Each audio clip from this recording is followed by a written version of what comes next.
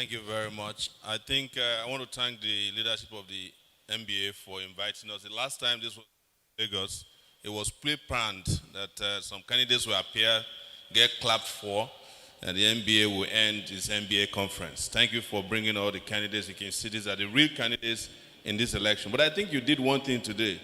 You wanted to see if any of us will fall asleep so that you can compare us to the old candidates. And I hope we disappointed you.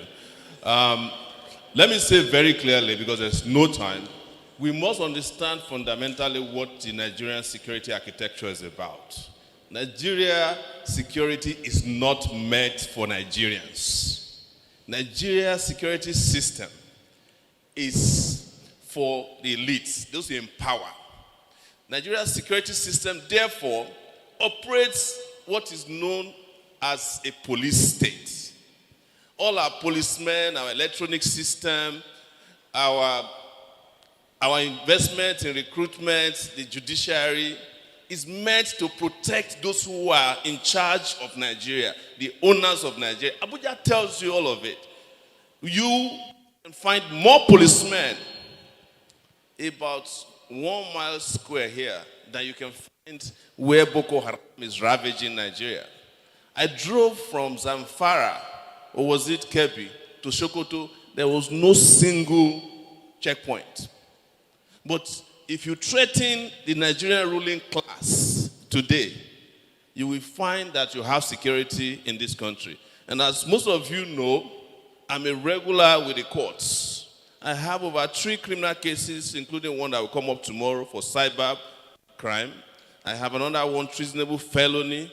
My prosecutor before is seated here, Hassan Liman, who prosecuted me unsuccessfully for treason. And after that, he abandoned the prosecution. I haven't seen him until today.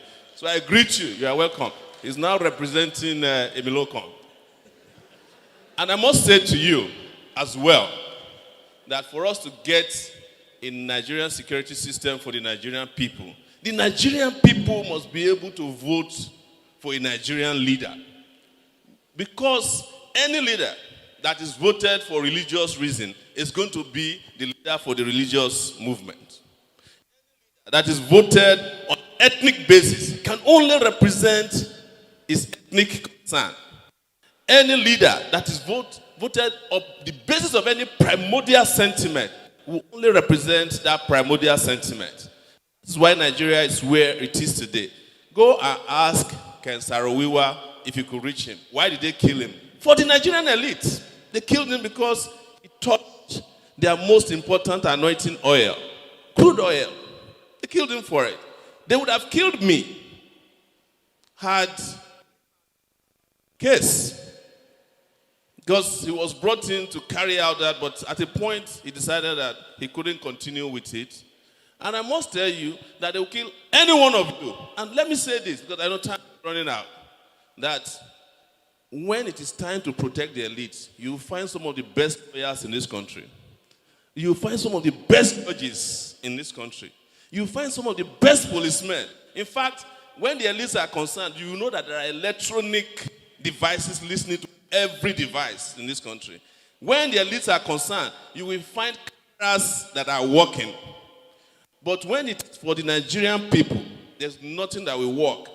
But I would say also that in an attempt to cow the rest of us, they have also done themselves in.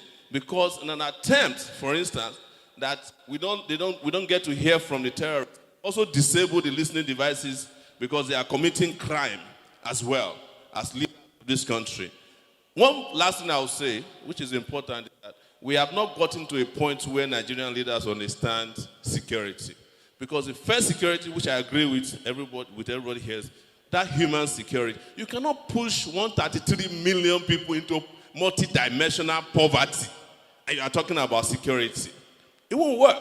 You cannot have an account general stole 150 billion and spend only 2 days in detention.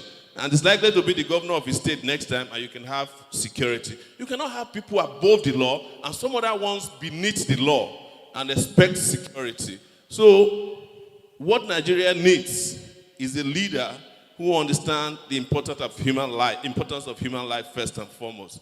Not a leader who has a high number of lawyers defending it. As I said, and I'll say finally here, there are great lawyers in this country, but ask yourself, which lawyer has a pro bono service to defend poor people in this country? Most of them know. When NSAS happened, the Nigerian Bar Association did not raise a team to defend